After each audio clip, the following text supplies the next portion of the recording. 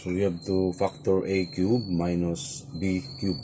So this topic is about the difference of two cubes. Two cubes, it's because of a perfect cube. Yung first term natin or first term natin is perfect cube, and the second term is also a perfect cube. Okay? So paano siya i-factor? Una, kunin natin yung dalawang factor nila. Okay?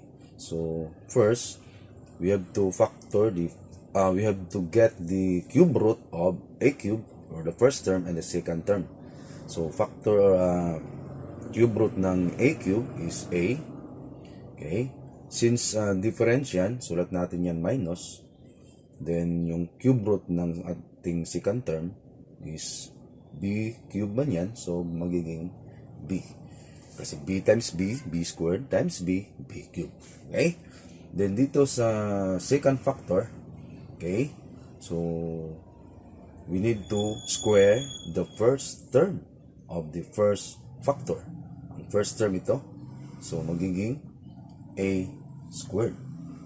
Then next, we have to subtract the product of the first term and second term. So kung subtract daw, so since negative ito, so magiging positive na ito ngayon. A, B. Ito yung product ng A and B. Okay?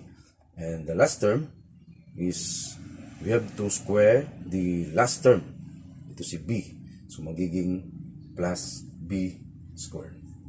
Okay?